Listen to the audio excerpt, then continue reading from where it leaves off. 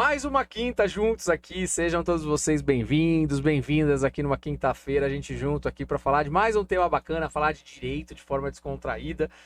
Esse é o seu canal Pode Legal. Pessoal, se você não é inscrito, tá chegando agora, faz sua inscrição agora mesmo, ativa o sininho para sempre que um vídeo subir no ar, você ficar conectado com a gente, participar. Mas eu te convido muito a participar do bate-papo de hoje, sabe por quê? Porque ele é um bate-papo necessário. A gente tem falado muito por aí sobre a questão de inteligência artificial, né? Então a gente escuta um falar daqui, o outro fala dali. A gente conhece aí o ChatGPT, as pessoas falam do ChatGPT, o outro fala, eu uso tal, o outro tal. Mas hoje a gente vai falar de um papo aí que, de fato, o cara entende do assunto, entendeu? Então vai ser importante para que você que está escutando aqui e que quer entrar de vez para esse mundo, e você que tem seu preconceito aí, fala, eu não vou utilizar nunca, vai entender que esse momento chegou e que você precisa se dedicar a isso. E a gente fala com ele, que é o especialista, o Daniel Silva Boa. Tudo bem, Daniel? Tudo ótimo, Afonso. Muito prazer em estar aqui com vocês. Muito feliz por essa oportunidade. Inclusive, estar trazendo aqui para vocês também um pouquinho da minha experiência na utilização da ferramenta, aí, que é uma das ferramentas mais faladas ultimamente, inclusive um dos recursos mais utilizados ultimamente, que é a inteligência artificial, e aí aplicada ao direito. Obrigado mesmo pela oportunidade, Afonso. Maravilha, obrigado, viu? Ó, o Daniel aqui é casado, pai de 2 meninos, que é o Arthur e o Samuel. E aqui o que é bacana a gente falar, né, que o Daniel tem um escritório aí, o Boa Advogados, que é um escritório de advocacia que foi eleito em 2025 pelos jurados da ADV Box. Um abraço lá pro pessoal da ADV Box, aqui eu já fui jurado lá pela ADV Box no Law Summit como o melhor do Brasil em tecnologia e em automação. E que bacana a gente falar sobre isso, né, Daniel?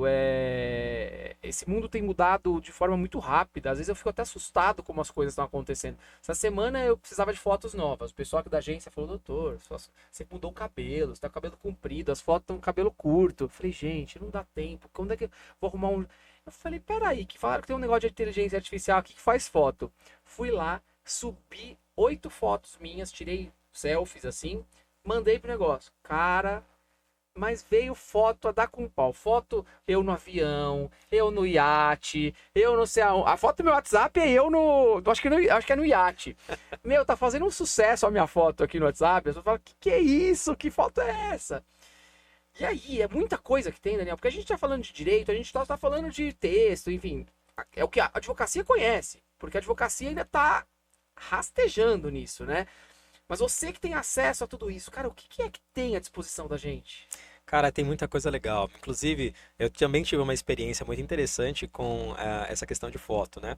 Eu fui convidado para uma palestra e as minhas últimas fotos que eu tinha eram fotos que também tinham sido produzidas por inteligência artificial. Então, o cabelo era maior na época, né? E aí ela dá aquela penteada maravilhosa, né? E eu tava excelente nas fotos. Quando eu cheguei na palestra, eu tinha cortado o cabelo, tava curtinho igual eu estava aqui. O pessoal não me reconhecia. Os alunos estavam lá, eles olhavam para mim, professor Daniel, eu mesmo, nossa, você tá absolutamente diferente, né? Aquelas fotos são feitas por onde? Para uma IA, então muda tudo. E, gente, tem inteligência artificial para imagem, para texto, é o que as pessoas mais conhecem, né? É mais útil para advocacia, mas tem inteligência artificial também que nos ajuda, até mesmo aí, falando propriamente da advocacia, na hora que a gente está numa audiência. Então, ali na audiência, aquele momento... Na audiência. Tem então, inteligência artificial para audiência. Para audiência, Nossa, adorei essa. Pessoal, atenção. Inteligência artificial que ajuda o advogado na hora da audiência. Fala tudo. Ó, e eu vou falar com propriedade, porque eu atuo na área criminal, então é muito importante ali durante a audiência estar muito atento com o que cada pessoa diz, cada pergunta que foi feita, não repetir a pergunta, não violar, né, o direito ali das partes da testemunha. E a gente consegue utilizar algumas ferramentas de inteligência artificial voltadas aí para o direito, principalmente para a audiência, quando, por exemplo, a parte está falando, ou a testemunha ali que está sendo interrogada está falando, a inteligência está transcrevendo aquilo, e você pode ir fazendo perguntas para a inteligência artificial em tempo real, para que ela melhore a sua próxima pergunta ou procure uma contradição entre aquilo que ela já disse e aquilo que está dentro do seu processo. Então, por exemplo, antes da audiência, eu subo para dentro da inteligência artificial todos os dados necessários, lógico que protegendo aqueles que a gente deve tomar a devida cautela, mas a gente sobe todos esses dados para a inteligência artificial e o nosso objetivo. Logo depois, durante a audiência, ela já me traz, é lógico, né, ali todo o corpo de perguntas que eu devo fazer para cada parte, considerando aquilo que eu já tenho dentro dos autos e aquilo que eu quero provar. Quando eles começam a dizer, quando eles começam a responder as perguntas que o juiz fez, o promotor de justiça, a inteligência artificial vai trazendo aquelas informações e contextualizando com o processo. É como se ela fosse complementando os autos com mais informações. E aí ela me dá o que depois? Uma nova pergunta pontual, não com base só no processo, mas com base em respostas pretéritas dessa pessoa. E o legal é que quando você tem uma outra testemunha vindo depois, você já está absolutamente preparado com perguntas para pegar contradições que já foram, inclusive, dadas pela testemunha anterior, Mentira, que a antecedeu. Sim, eu, inclusive, personalizo, inclusive, na minha prática jurídica, a inteligência artificial para, inclusive, já me conceder a tese necessária caso o juízo tente indeferir a pergunta alegando que não tem pertinência. Então, eu já tenho, inclusive, se precisar, o que eu vou dizer para o juiz, demonstrando a similitude ali entre o que eu estou perguntando e a coerência dessa pergunta com o caso prático. Então, o juiz, está indeferido, doutor, não tem pertinência com o caso. Então, a IA já me diz, já está ali embaixo na pergunta para mim. A página, o porquê que eu estou perguntando aquilo, qual que é a relevância, qual que é o objetivo do que eu quero provar, e aí as coisas começam a ficar mais fáceis, né? Eu não sei como será a advocacia. Não fica fácil demais? Então, e a gente vai discutir esse ponto aqui, né? Essa facilidade, né? Que aí é quando a gente, na verdade, começa a deixar a inteligência artificial fazer tudo por nós. É aí que está o perigo. Ontem eu gravei um podcast e foi muito bacana, de um amigo meu, um abraço, Rodrigo Carpati, e a gente falou um pouquinho de inteligência artificial, mas o que a gente falou foi o seguinte, que antigamente nós fazíamos tudo à mão e paramos de escrever. Né? Em dado momento a gente parou de escrever porque começamos a digitar somente, no celular, então manuscrito a gente faz muito pouco. Quando a gente precisa escrever manuscrito, cara, é um problema. Porque a mão não acompanha o que a gente pensa. Então a gente escreve e depois ninguém entende o que a gente escreveu. Nem a gente mesmo entende. Então eu falei, em razão dessa facilidade da digitação, do celular, a gente deixou de escrever. Agora, a gente tem uma habilidade aí de dissertar, né, que talvez com a inteligência artificial a gente venha a perder. E tudo bem perder, porque vai ter quem o faça. Então talvez a gente precisa dedicar essa energia que a gente ficava horas ali para fazer um texto coerente e tal, a gente vai jogar para outro lugar, porque o texto coerente vai ter alguém que faça. Será que isso é um problema, Daniel? Ou faz parte da evolução do ser humano e as coisas vão mudando? Como os jovens, a geração que está aí hoje, ela tem outras ideias, né? Você é um rapaz jovem, mas assim, antigamente a pessoa tinha que entrar no emprego, ficar anos, né? Criar ali uma carreira. Hoje em dia não, o jovem entra e ele quer ser feliz. Então não tô feliz aqui, ele vai para outro ser feliz. É uma nova forma de viver que tá existindo. E aí, é um problema tudo isso ou não? É uma pergunta interessante e isso depende do ponto de vista, né? Pode ser uma vantagem quando eu tenho mais tempo para raciocinar sobre aquilo que faço. Então, antes a gente tinha um tempo ali que você está dedicando para a escrita. Tudo bem que tem toda uma questão também de estudos por trás do quão importante é você também escrever. Mas você tem um tempo que você perde ali para você escrever 1, 2 laudas, 3 laudas a mão. Perde muito tempo. Vamos ser sinceros. Você vai escrever um e-mail, você fica um tempo, porque você escreve, você volta, não tá bom.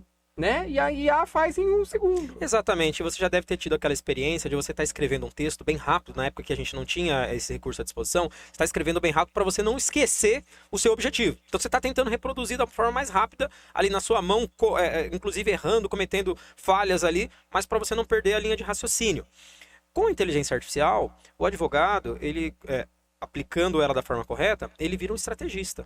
Né? Então é como se ele deixasse de lado aquilo que tomava mais tempo dele e ele tivesse mais tempo para praticar o raciocínio, né? Então, a automatização de tarefas, a utilização da inteligência artificial, até mesmo para aprofundar aquilo que eu penso sobre determinada matéria, é o bom uso da inteligência artificial. Se eu utilizo ela como extensão da minha mente, não como substituta da minha mente.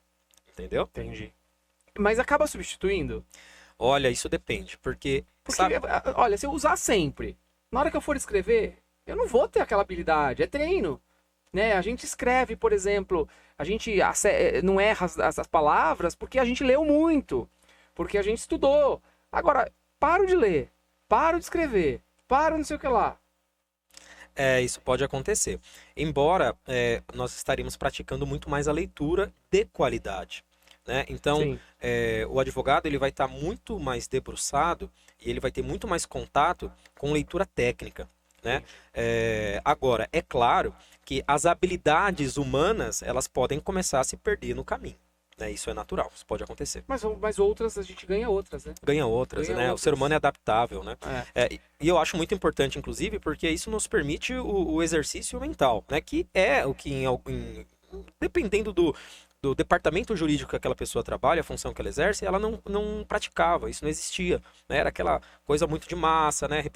Movimentos repetitivos, que muitas vezes a gente já teve no escritório de receber advogados para entrevistar, que trabalhavam em ritmos assim, e eles não conseguiam, por exemplo, fazer um bom exercício mental, um bom raciocínio jurídico para construir uma tese, porque eles estavam acostumados com a aplicação de modelos. Então, na prática, se você for parar para pensar, Já faziam isso. já Já exatamente. fazia. Você tá certo. A gente fez uma pesquisa agora na OAB São Paulo, junto com a Tribe e com a Jus Brasil, e um levantamento que foi feito é que a gente precisa muito incentivar os líderes de escritório de advocacia pelo uso da inteligência artificial, porque existe um preconceito grande da liderança, né? E aí se a liderança não libera, os mais jovens acabam tendo receio de usar, porque isso pode prejudicá-los.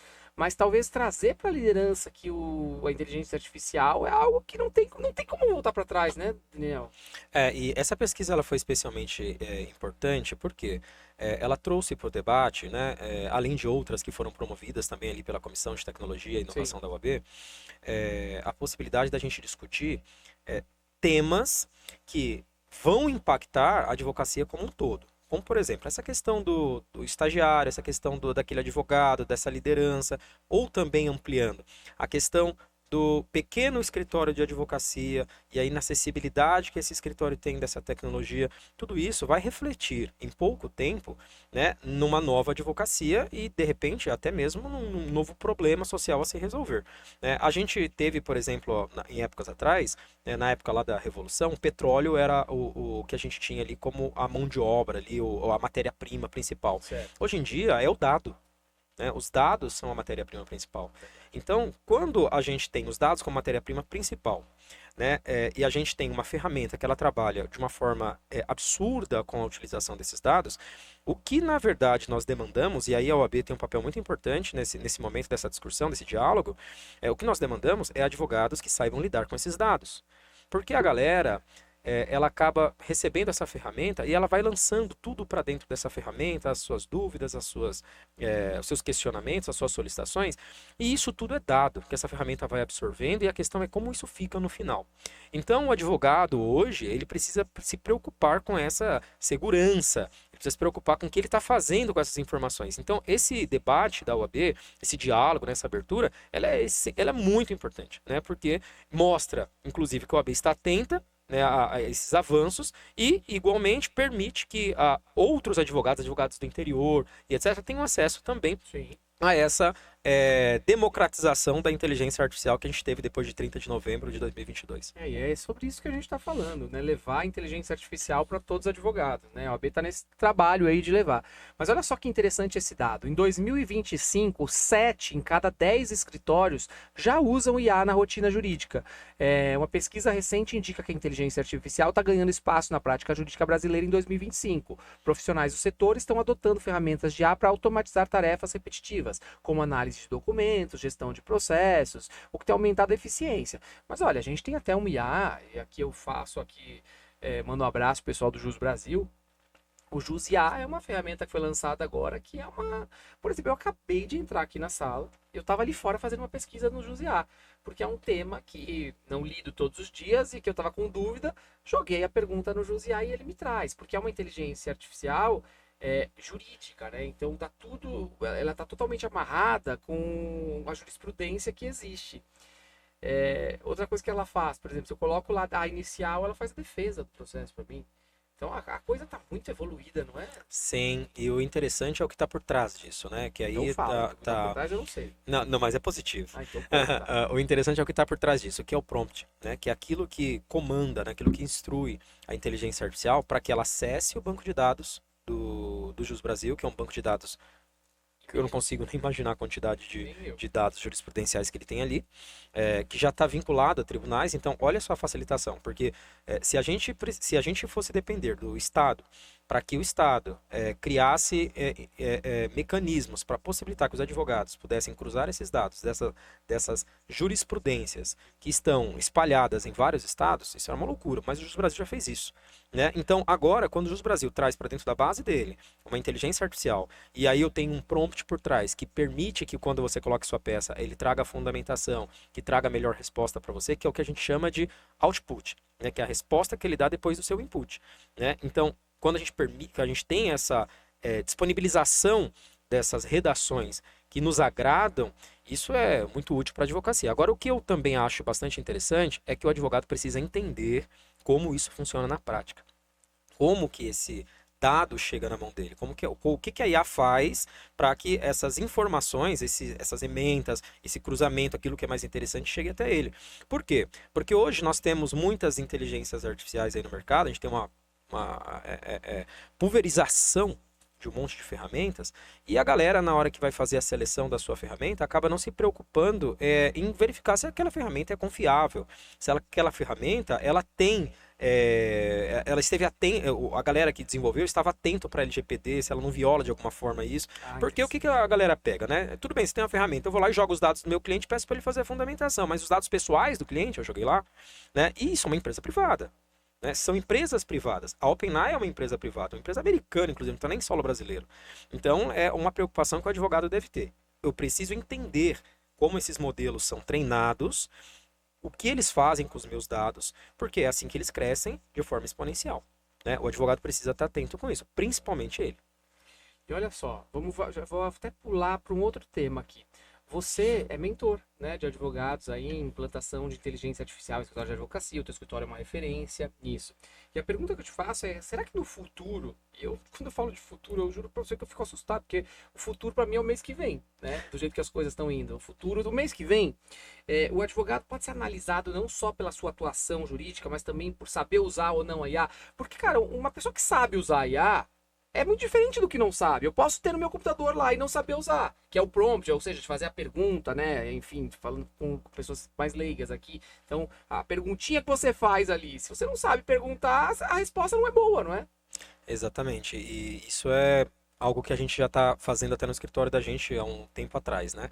Os nossos processos seletivos, a gente busca advogados que têm vieses para tecnologia. Tanto é que os advogados que trabalham no nosso escritório, eles já dominam a ferramenta, mas a gente tem, por exemplo, uma controladoria onde a advogada, além de pós-graduações no direito, ela tem pós-graduações, ela tem, na verdade, formação de base em tecnologia, né? ADS e tal. Por quê? Né? A gente está vivendo uma época onde a tecnologia está ascendendo, né, para todos os setores, inclusive agora para o direito. Você sabe que eu me formei na época que os processos foram digitalizados. Né? E eu vi uma advocacia antes disso acontecer e vi outra depois. Então, você chegou a ver antes? Acabei vendo dos dois momentos. Tá. Né? Mas você não punha a barriga no balcão para buscar processo? Era o inverso. Eu trabalhava na OAB na época, cara. Ah, mentira! Sim, e aí os advogados iam até lá e eu ouvia as dores, né? Entendi. A galera trazendo pendrive, querendo saber como é que eu faço para comprimir um arquivo para que o arquivo fique com 20 megas, para que eu possa subir ele na plataforma. Como é que eu faço para classificar uma petição? Viu bem que o povo... Nossa, cara, eu tinha que ficar instruindo isso, né? Então, ali você vê o primeiro passo ali da advocacia rumo à tecnologia. Hoje dá para o advogado, uma pessoa ir para a advocacia se ele não souber peticionar, por exemplo? Não dá. Galera, antes estava acostumada a ir pro balcão, levava lá para fazer. Eu levava ainda aquelas. Sabe aqueles despachos de assinava a mão lá em cima? Então, eu ainda sei. Daniel, os advogados estão morrendo porque amanhã entra no ar a nova forma de. Amanhã ou depois de amanhã? Que dia é hoje? Que dia é? Hoje é dia 15, amanhã. Amanhã entra no ar a nova forma de contagem de prazos para todos os advogados no Brasil, né? Que é através do DGEM, do domicílio. E aí, os advogados estão desesperados, porque não sabem aonde procurar, aonde que acha esses prazos, em que lugar do planeta que eles estão. Então, assim, isso que você está falando, olha só, é amanhã o desespero geral da advocacia, é amanhã, onde que vai achar, como é que vai ser, de que jeito que vai ser. E é isso que você mencionou. Daniel, como é que fica o mercado aí, as contratações? Muda, né? Muda a questão de que tipo de profissional que eu quero agora trabalhando no meu escritório? Isso já mudou. Essa é a verdade, né? Quando a gente vai fazer contratação, o RH, ele analisa isso, né? Que tipo de experiência tecnológica esse profissional foi submetido na carreira dele. Então, Daniel, antes... isso é desesperador, porque o advogado 40 a mais, eu já tenho, olha, eu não tenho facilidade.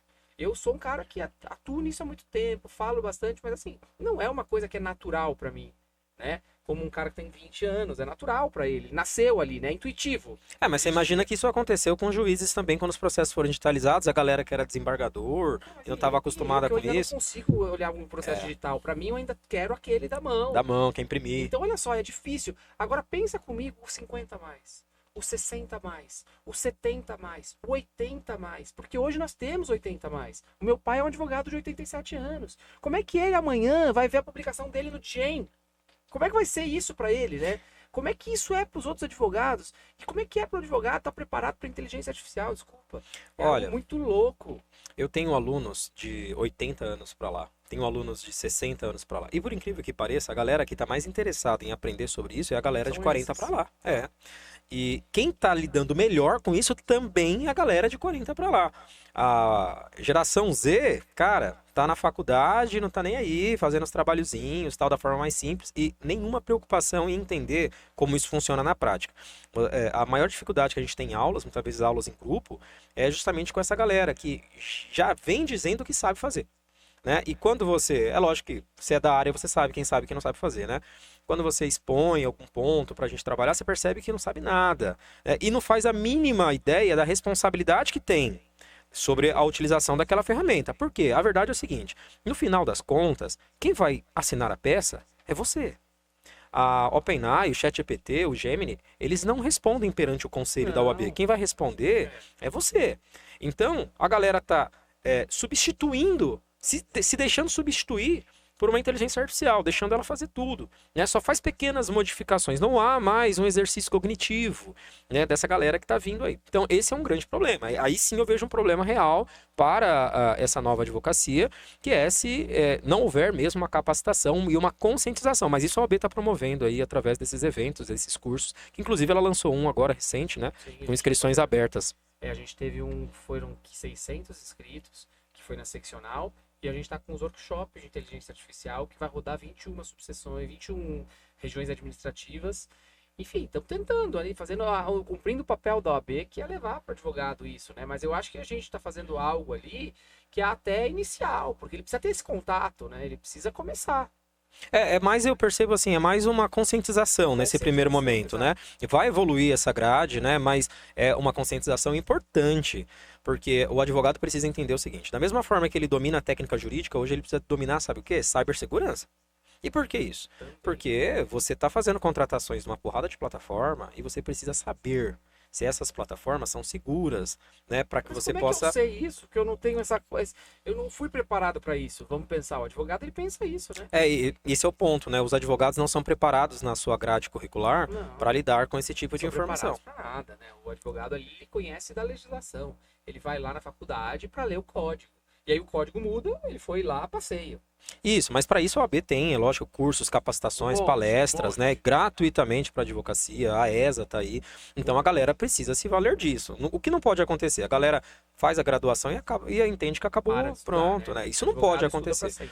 Porque assim, esse mesmo problema que a gente está vendo agora é o problema do famoso Ctrl+C, Ctrl+V, que a galera pegava a peça lá atrás, do outro, do colega, do professor, copiava, colava e mudava os dados. Então essa mesma galera, né, esse mesmo perfil esse padrão de comportamento, ele se repete agora porque você tem uma inteligência artificial pensando por você. Mas, Daniel, eu fico desesperado. Por exemplo, meus filhos, eles fazem o resumo para estudar para a prova com o ChatGPT. Olha, eu tenho meus pontos aí. Tá? Eles vão lá e fazem e sai com aquilo. Com aquele papelzinho ali, tá tudo certo. Pois é, eu tenho meus pontos. Se é uma extensão da mente, é legal. O problema é se é uma substituição dela.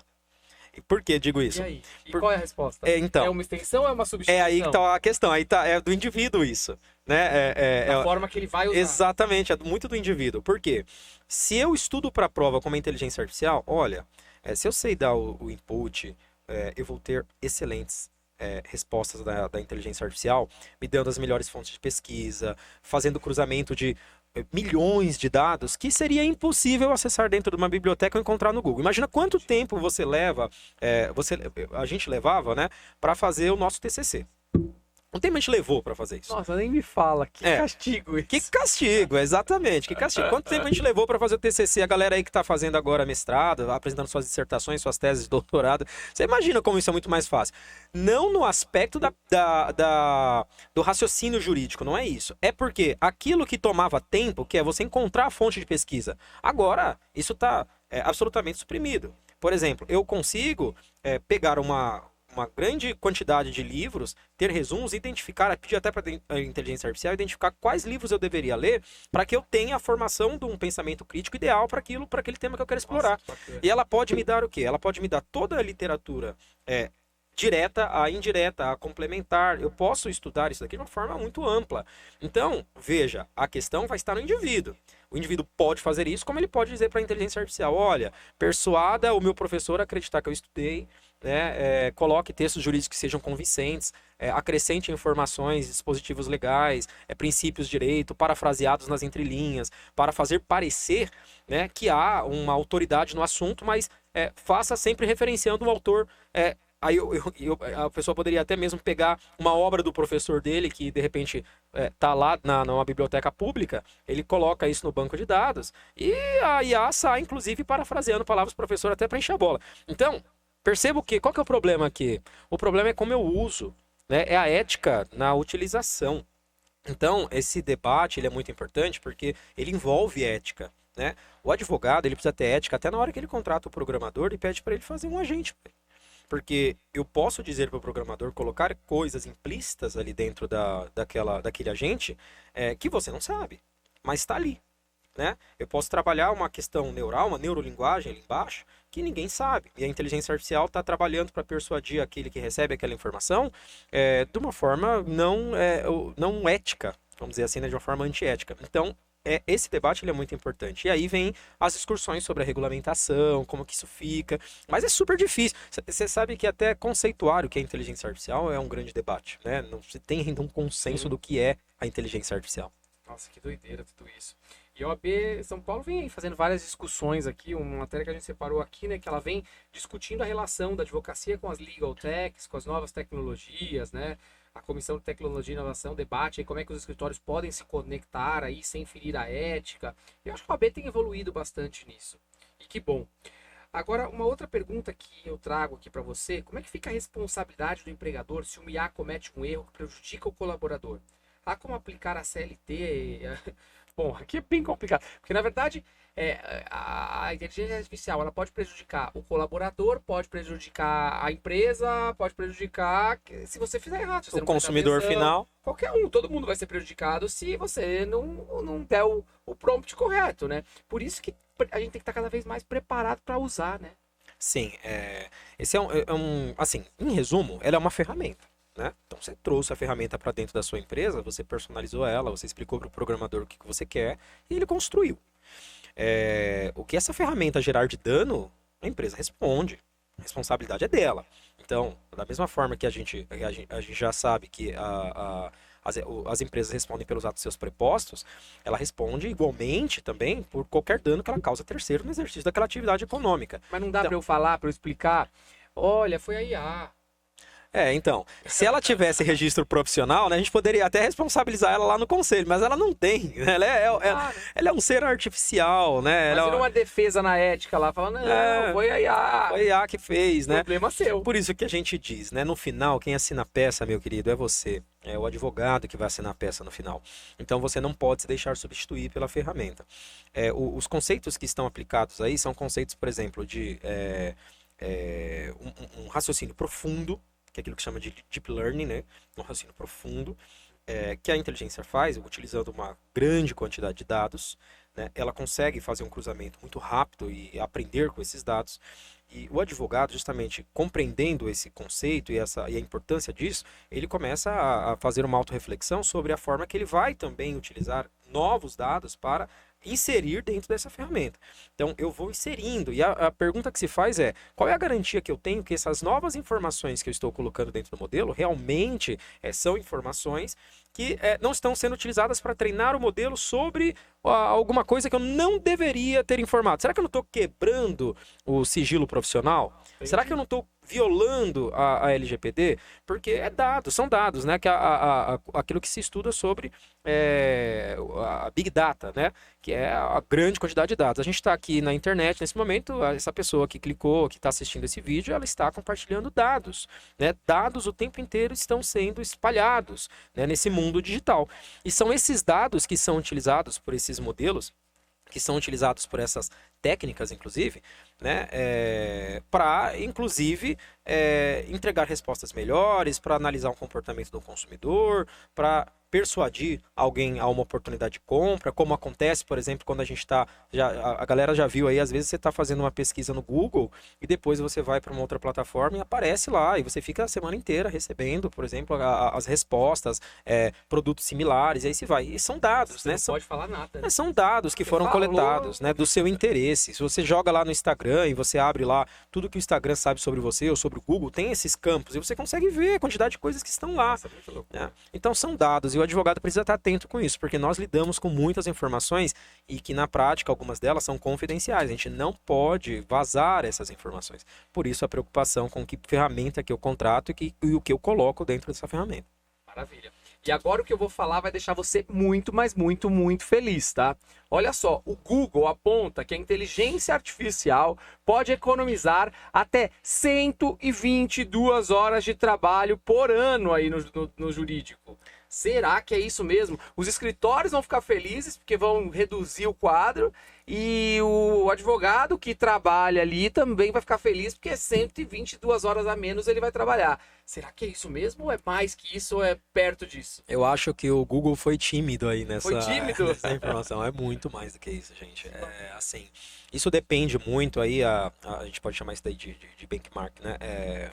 Isso depende muito da análise que você faz, do quanto você gastava de tempo para executar uma tarefa e como passou a ser depois que você instrumentalizou o seu negócio com a inteligência artificial. Então, veja só,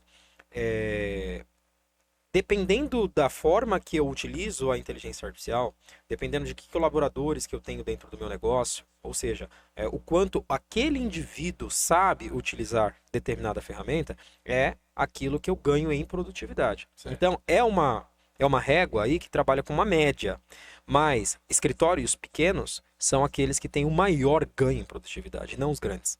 O maior ganho estão nos pequenos. Por quê? Um escritório grande tem muita dificuldade de conseguir entrar nessa nova realidade, nesse novo mundo, porque é muito difícil você mudar uma estrutura grande que já está em movimento. Você imagina, né? Estruturas enormes de escritórios, departamentos, fluxos, POPs, né? Que foram desenhados para como as coisas têm que ser.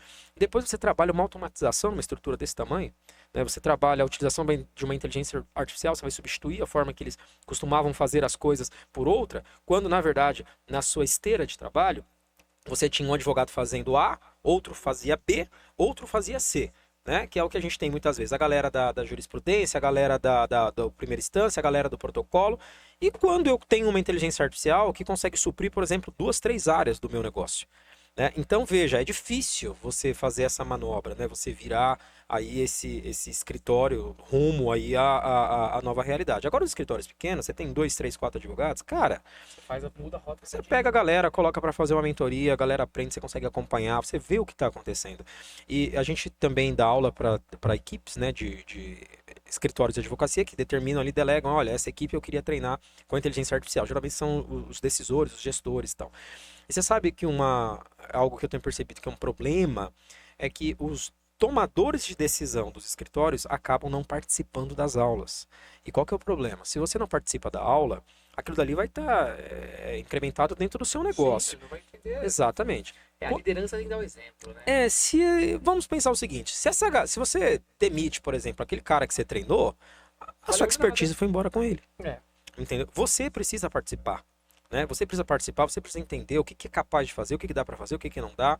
Até para você, inclusive, avançar, alavancar, né? Escalar nesse sentido. Então, os tomadores de decisão, às vezes, acabam não participando. Então, eles não têm ideia do que poderia ser feito. Eu já tive... Então aqui, ó, a gente tem uma crítica aqui do Daniel que eu acho legal falar.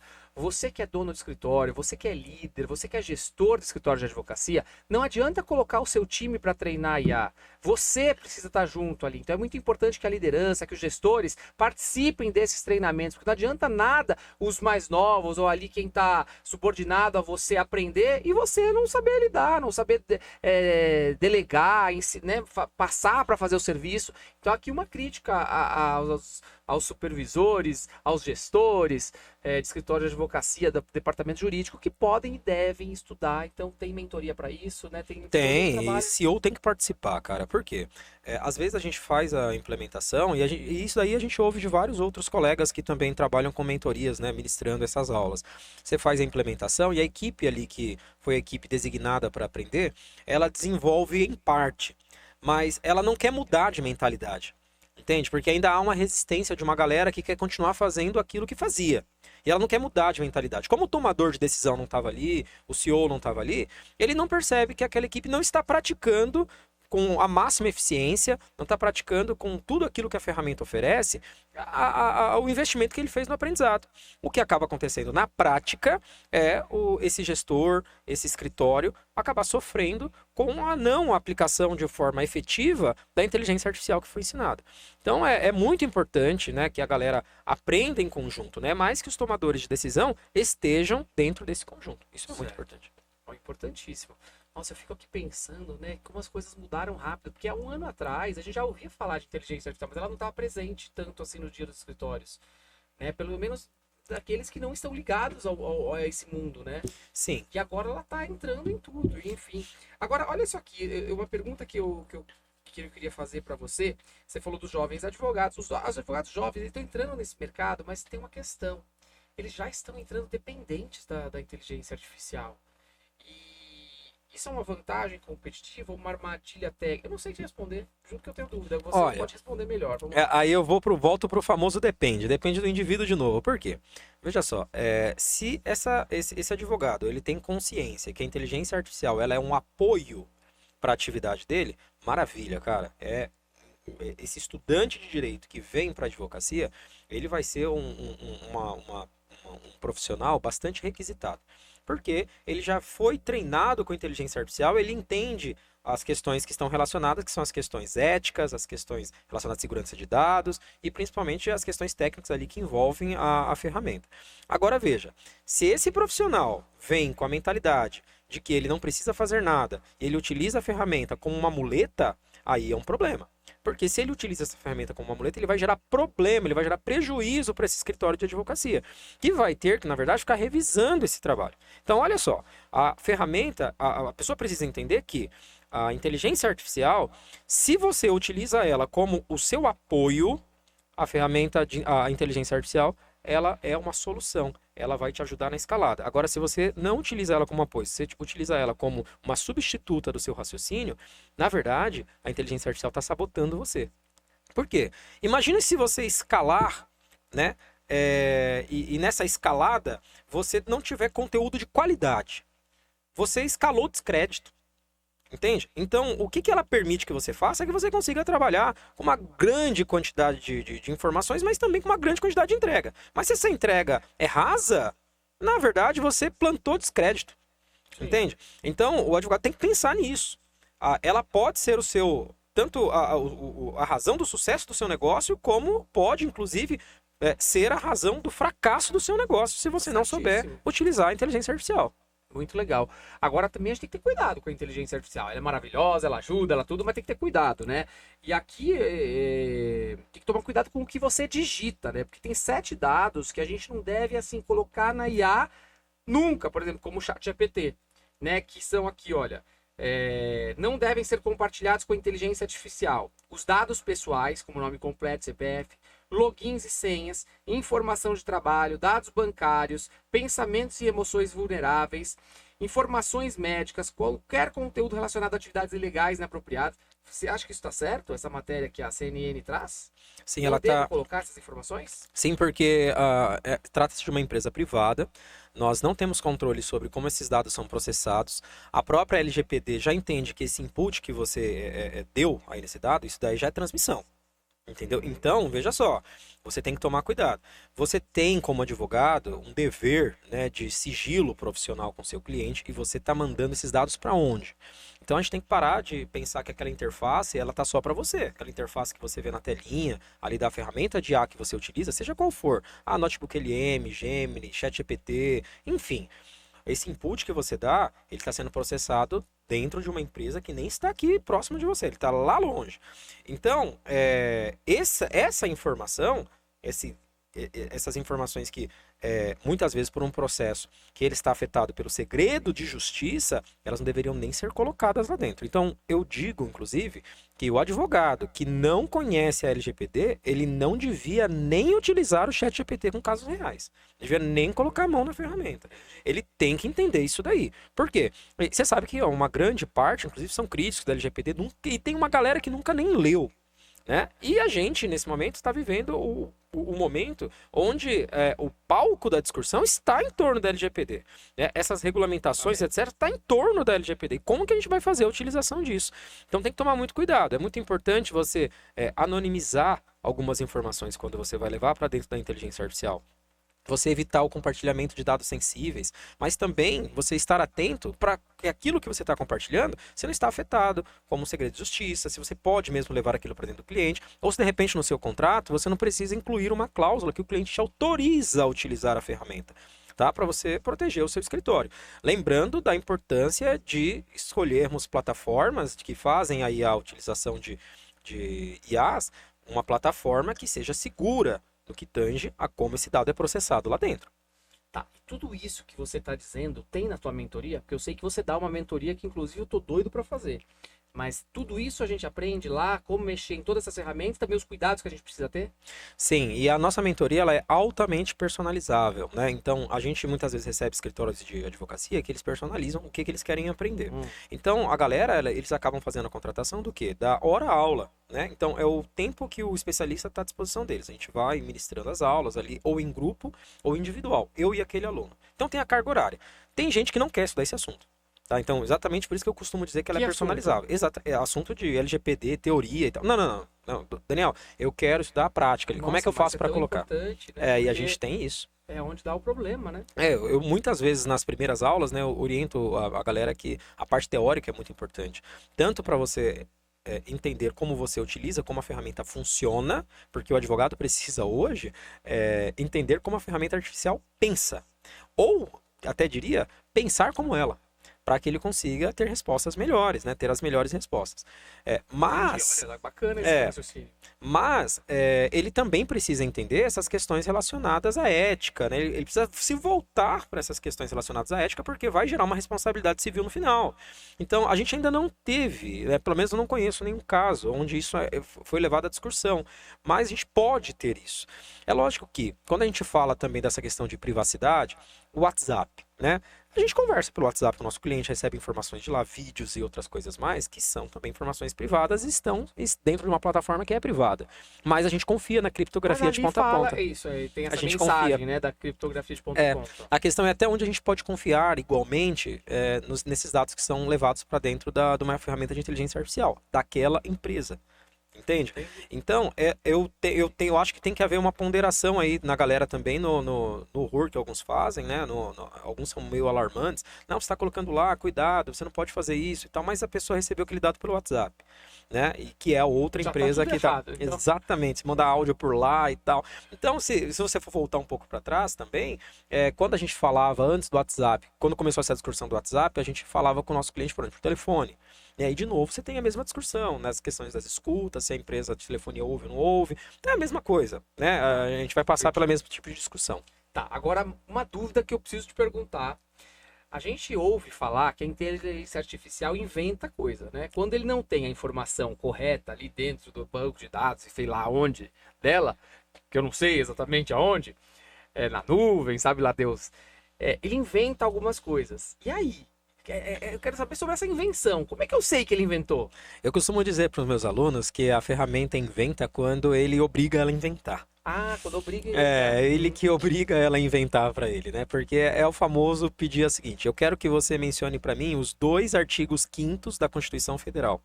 Mas a Constituição Federal só tem um artigo 5º, não tem 2. se dependendo da forma que eu pedir isso para a inteligência artificial, ela vai me apresentar 2 artigos quintos. Então veja, fui eu que compeli ela a dizer isso. Dependendo, isso significa que sou eu, a forma que eu peço, a forma que eu interajo, que a gente chama de input. Né? Quando eu dou a entrada ali na ferramenta, a forma que eu peço vai moldar a resposta que ela me traz. Agora o legal é que algumas ferramentas, como é o caso do ChatGPT, ele permite uma personalização da conta e você subir alguns prompts, né, ou algumas instruções para dentro do campo de memória salvas dela, que pode contornar esse problema. Que é você subir informações que façam a inteligência artificial negar para você uma invenção, negar para você uma ilação, uma interpretação que seja dela exclusiva sobre um dado que ela, na verdade, não tem, evitando que você receba uma informação errada. Por exemplo, nas aulas eu mostro muito para os alunos essa questão, né? Eu faço um pedido para IA, e eu peço para o aluno fazer na dele. E a minha diz para mim que não, que aquilo não existe. Ela briga comigo, não tem, esquece isso e sai desse caminho. E a dele não, tá aqui, inclusive tá fundamentado em tal Mas local. olha o que aconteceu comigo essa semana. E eu te digo assim que eu peguei uma matéria sobre essa mudança de prazos, coloquei no ChatGPT e falei, criar um texto para que eu possa falar sobre, enfim lá, sobre essa matéria. Ele criou, então tinha informações que batiam. Olha, no dia 15 de maio vai acontecer tal, 16 vai acontecer isso, você tem que tomar cuidado. Mas olha, a portaria é número tal, não existia essa, não tinha nada a ver com aquela que tinha que ser. Ela trouxe uma informação do além ali. E a contagem de prazo, ela falava uma coisa que não tinha nada a ver com nada. Você sabe que é uma coisa curiosa, né? Mas eu não recomendo o ChatGPT para cálculo de prazo e nem para cálculos matemáticos. Acho que não é bom ter Cara, conhecimento. é engraçado, né? É muito bom para uma coisa, mas sim, é deficiente para outras. É lógico que você tem como mudar ali os modelos, né? Você está utilizando uma versão, você tem como mudar, alternar entre essas versões. Tem versões que são próprias para programadores, aí sim, elas vão trabalhar melhor essa questão de cálculos. Mas eu não recomendo, né? Porque é muito deficiente ainda a forma que ela apresenta resultados de cálculos matemáticos, de lógica, né? Agora, isso que você está mencionando, né? Eu fiz um pedido para ela e ela acabou me trazendo no texto uma portaria que não existia. Isso tem muito a ver com a forma que tu usa a tua conta. Fui eu que errei. Ou ali na primeira forma do seu pedido, ou naquilo que ela já salvou sobre o seu comportamento. Então, se eu digo assim para a Cara, inteligência tão artificial. maluco, qualquer coisa que eu falar para ele. Ah, tá tudo não, certo. ele gosta de portaria. Coloca a portaria que ele vai adorar. Entendi. Então, às vezes, a gente salva lá o seguinte: eu sou advogado na conta. E eu deixo a minha esposa, que é médica, né, também utilizar a ferramenta, a mesma conta. Não faço uma conta para ela. Eu deixo ela utilizar a mesma conta que eu. Porque eu estou economizando. E aí, o meu filho eu também deixo utilizar a mesma conta que eu. E ele é engenheiro. A inteligência já falou. Lá tá escrito ser advogado, mas tem interações suas que você tá questionando questões relacionadas à medicina, ou outro tá questões relacionadas à engenharia. Ah, não pode? Porque, por exemplo, o meu chat GPT todo mundo usa. É, Meus filhos entram pra esse perguntar é o alguma ponto. coisa, o outro pergunta. Então é por isso que ele tá ficando louco. O que vai acontecendo é que ela vai salvando isso, né? Depois você dá uma olhada no campo, você vai nas configurações, você aí que também utiliza ChatGPT, faça esse exercício, vai nas configurações dele e você vai encontrar um campo chamado personalização. Lá vai ter gerenciar memórias salvas. Você clica ali. Quando você clicar ali, você vai ver tudo que ele está salvando sobre você. Algumas. Toda a sua interação. Então você vai ver lá ele dizendo, o usuário tem 30 anos, estuda na escola tal. Você fala, ué, mas quem estuda nessa escola não sou eu, é meu filho. Né? Quem tem 30 anos não sou eu, é minha esposa. Né? E aí isso acaba. Por que ela salva isso? Ela salva para referenciar nas próximas respostas. Então, veja só, se ela salva que você tem preferências por assuntos do direito, por exemplo, da pediatria, e você está discutindo lá, você é advogado, está discutindo um tema que discute direito médico de algum aspecto, ela pode começar a referenciar aquilo que ela entende que você gosta lá da pediatria, que na verdade é a tua esposa, ou aquilo que o teu filho entende lá, que é da área dele de engenharia, na tua resposta, e aí a tua resposta vem totalmente influenciada. E às vezes nem você sabe por que tá vindo daquele jeito, né? Por causa dessa utilização Então não conjunta. basta saber mexer, querer mexer. Tem que saber personalizar tem também. que saber personalizar, porque senão vai sair fora cara do controle. E você tem interfaces com mais recursos, né? Que é o caso do ChatGPT, a que mais tem recursos, e tem interfaces que não tem tantos. As que tem mais recursos, ela te permite muito mais coisas, né? Como, por exemplo, o que a galera fica apaixonada lá nas aulas. A gente tem uma estrutura lógica de como você chegar na peça perfeita. Tá. Então, tem etapas que você precisa construir para você chegar na peça perfeita. Então, você tem etapas que você precisa, por exemplo, primeiro, fazer aquilo que a gente chama de criar um pequeno banco de dados, ou seja, um cruzamento de informações que ela vai receber a partir daquele caso, para que ela referencie depois, né, para que ela te dê respostas depois, de acordo com aquilo que você quer. Então, primeiro eu trabalho aquilo que eu deixo numa linguagem bem fácil para eles entenderem, que eu trabalho contexto. Tá. Né? Então, a gente trabalha o contexto, as informações. Então, os meus primeiros inputs, eles têm relação com informar a IA. E aqui eu faço, inclusive, dou uma primeira dica para a galera que pensa que, na verdade, todo input que a gente dá é prompt. Não. Prompt não é só... desculpa. Tudo aquilo que a gente pergunta não é prompt. Prompt é comando. Tá? O prompt é a instrução que você dá.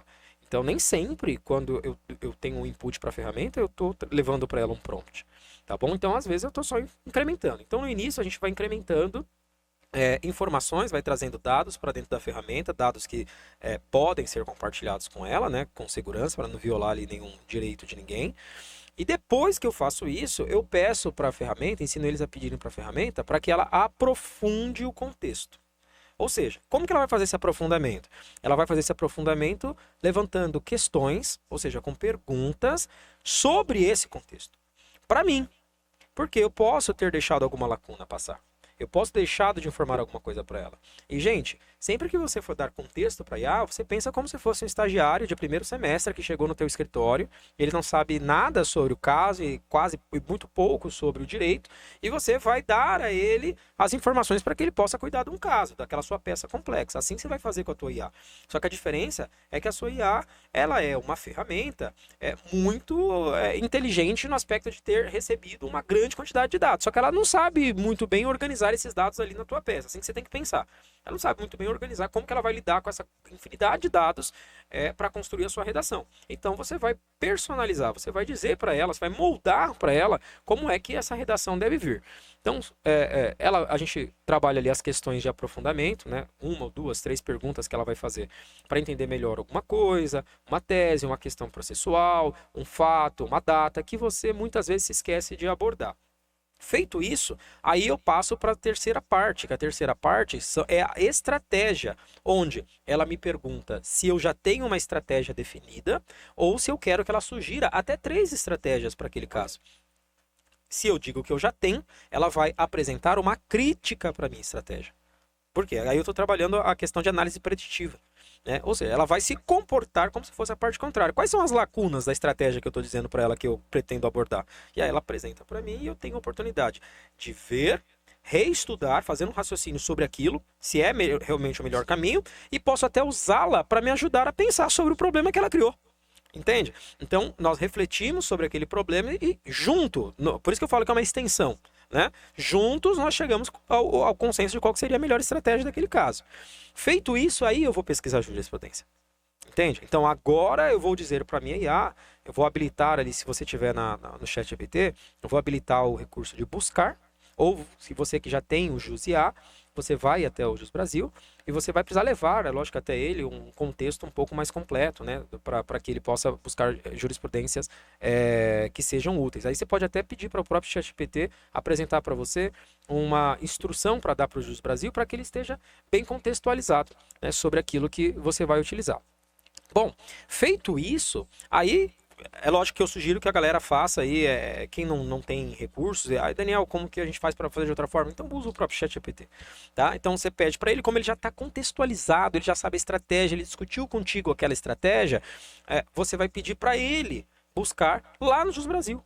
Tá? Lá, ele vai lá no site do Jus Brasil, o Jus Brasil publica, ele vai procurar jurisprudência que tem relação, tem uma similitude muito forte. Aí você precisa ter conta no Jus Brasil, obviamente, né? Ele vai apresentar o link para você, você vai entrar na página do Jus Brasil e vai baixar a jurisprudência, vai baixar aquele dispositivo, dispositivo legal, não, eu digo aquele relatório, aquele acórdão. Feito isso, você traz isso de volta para dentro da sua IA. Você seleciona aqueles que você quer trabalhar e você precisa informar a IA quais são as jurisprudências que você vai trabalhar no caso. Tendo apresentado a ela quais que você quer trabalhar, agora sim eu estou pronto para pedir para ela, primeiro, a estrutura da peça e depois a redação sobre essa estrutura. Isso a gente faz dentro de um recurso chamado Modulosa, porque no Modulosa você pode editar o output. Ou seja, a resposta que ela me dá, eu posso editar. Eu posso dar mais informações, eu posso remover informações, eu posso mexer no índice. Então eu costumo dizer para a galera o seguinte, apresenta um índice. Nossa, pede para ela apresentar o que seria o índice da sua peça a partir de tudo aquilo que você trabalhou. Não a estrutura, o índice. Ela apresenta todo tipo de tema que tem naquela peça. Escolhe quais daqueles que você quer trabalhar. Depois você pede para ela estruturar aquilo em fatos, direito e pedido. Ou na estrutura que tu gosta, né? Síntese, fatos, direitos e pedidos, e aí você vai. Tendo ela apresentado a estrutura, agora eu peço a redação. Defino quantidade de tokens ou caracteres, ou palavras ou parágrafos que eu quero para a peça. E geralmente nesse momento a peça já sai quase que irretocável. Mas aqui está o problema, né? Como a peça já sai quase que irretocável, alguns advogados acabam se acostumando a não revisar mais. Porque toda vez que vai revisar está perfeito, toda vez que vai revisar está da forma que ele quer. E aqui está o problema, né? Que a gente acaba se acostumando e começa a criar o quê? Uma confiança nessa ferramenta exacerbada e perigosa. Onde eu não reviso mais, eu não exercito mais Então tem que revisar. Precisa revisar o que ela escreveu, né? Isso é importante. Precisa revisar. E aí você tem a peça concluída. Nossa, Daniel, que bacana, cara. Acho que você me deixou com muito mais vontade de aprender mais sobre, porque, de fato, eu acho que tem muita coisa que a gente precisa aprender. Não é só... A gente tá no superficial, né? A gente precisa entrar... Foi o que você falou, descobrir como a inteligência artificial pensa vai te ajudar a fazer pedidos para ela, né? Sim. Você sabe que a galera usa muito... poucos que usam o ChatGPT não constroem agentes, né? Não constroem aquilo que outros chamam de assistentes, que é uma forma de... como se você estivesse automatizando o próprio ChatGPT, né? Para que ele te dê textos já... respostas já padronizadas a partir de um prompt anterior que você construiu. Mas tem uma galera que já sabe utilizar o agente, constrói o robozinho lá que a galera fala, né? Eu tenho um aqui para analisar peça, um para fazer contrato, eu tenho um para isso, aquilo, outro. Mas você pode, no mesmo assistente, construí-lo para multitarefas, para fazer um monte de coisas. Então você pode ter um prompt ali no campo de instrução e você pode ter outros prompts no campo de conhecimento, de modo que o prompt de cima acessa o de baixo em determinado momento. Então você cria uma cadeia de cruzamento, onde que dependendo da interação do usuário, que a gente chama do input dele, né, da forma que ele pediu, como ele iniciou, a IA entende a intenção do que ele queria e fala, opa, peraí, ele queria uma contestação. Se era uma contestação, eu vou acessar então o e-book da contestação que está aqui embaixo, que ele anexou para mim. Opa, legal. Agora, se eu estou num contexto de uma contestação, então também vou acessar o documento que explica sobre as preliminares. Aí eu tenho lá um estudo profundo sobre preliminares que está dentro dela.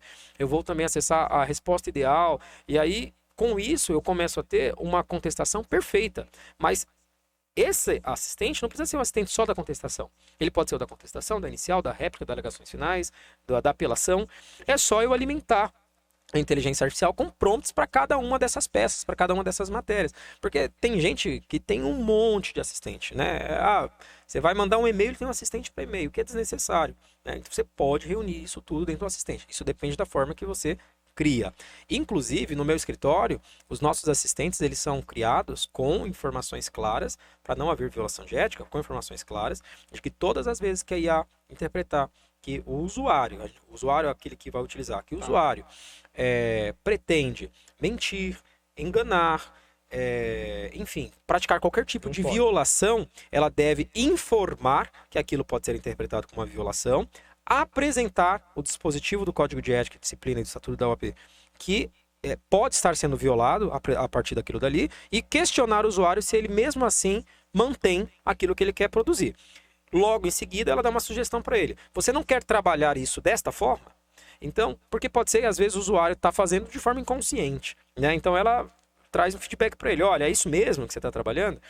E depois questiona se é isso mesmo que ele quer fazer. Então dá para fazer muita coisa, mas você precisa saber utilizar a inteligência artificial e não ficar na superficialidade de, eu sei, eu conheço a interface, eu faço uns pedidos, ela me dá, as peças funcionam. Gente, não é Eu já assim. vi que o buraco é muito mais embaixo. Muito, muito. Daniel, vou dizer uma coisa pra você, acho que não precisa falar mais nada aqui. Você falou tudo, você deixou o povo doido, tá? O povo agora vai querer, quer saber dessa mentoria, quer saber onde que te acha.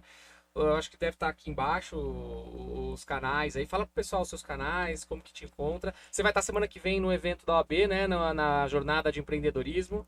Exatamente. Agora, na semana que vem, nós vamos estar lá na Jornada de Empreendedorismo, uma palestra bem legal, falando ali junto com outras autoridades também no assunto.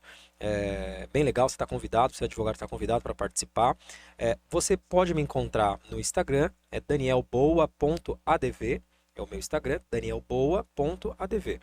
Na minha bio tem um link, que é o do nosso grupo do WhatsApp, onde nós compartilhamos. É uma verdadeira comunidade a gente chama de Conexão IA. É uma verdadeira comunidade de compartilhamento de informações sobre inteligência artificial. Em especial, a gente abre muitas vezes ali o grupo para conversas, para comunicações, em épocas específicas, para não incomodar a galera, né? Porque tem mais de 300 de advogados dentro desse grupo. E aí a gente abre e cria aulas públicas, aulões, também falamos sobre as mentorias, falamos bastante sobre as datas das mentorias, porque a galera fica muito curiosa, né? Qual que é o dia que vai ter a mentoria individual, né? Qual que é o conteúdo dessa vez. Então lá a gente compartilha muita coisa legal e você vai ter acesso a uma comunidade de advogados que está pensando em inteligência artificial, que está pensando sobre isso, não só no aspecto de como escalar, mas também no aspecto crítico, né? No aspecto ético, né? E no aspecto de evitar aí, como evitar uma responsabilidade do advogado perante o conselho. Como eu disse, né? Deixo até isso daqui frisado, né? A OpenAI, o ChatGPT, eles nunca vão responder perante o conselho da OAB. Quem assina as peças somos nós. Então a gente não pode, nós não podemos nos deixar substituir ou pensar que podemos nos deixar substituir pela ferramenta, por mais confiável que sejam essas redações. Precisamos continuar conferindo, analisando e aproveitar o que é de melhor, que ela nos deu tempo, né? Nós ganhamos em tempo. E já que eu ganhei tempo, então eu vou alocar o tempo em outras coisas que eu não podia. Como, por exemplo, eu posso alocar o tempo em empatia no meu atendimento, eu posso melhorar o meu atendimento com o cliente, eu posso melhorar as minhas consultas com o cliente, eu tenho mais tempo para falar com ele agora, né? Eu posso alocar em análise, em estudos. Então, o advogado não pode parar, né? Então, se você usa a ferramenta como se ela fosse a sua estagiária, o seu estagiário, legal. Mas se você utiliza ela como se ela fosse a sua muleta, aí é um problema. É um problema que você está criando. Daniel, eu queria te agradecer. Obrigado pelo papo de hoje. Foi muito bacana, foi esclarecedor. E assim, com certeza eu vou precisar de mais, viu? A gente vai ter que te chamar de novo aqui para falar mais sobre o tema, porque eu percebo que as pessoas de casa querem saber mais. E eu acho que a gente tem que falar, assim, para muita gente que está começando nisso, né? E não tem que ter vergonha de começar, mas precisa começar. Né? Eu acho que é isso. É tarde para começar agora ou não? Dá para começar? Não, nunca é tarde, gente. Dá para começar. Nós temos alunos de todas as idades. Inclusive, se a gente fosse fazer uma chamada, não seria para a galera mais velha, seria para a galera mais nova. Entendi. Bacana. Que bom. Daniel, obrigado. Vamos fazer um brinde aqui com a nossa... É de água, mas tá valendo, vai. Obrigado, viu, pela sua participação. Eu que agradeço, gente.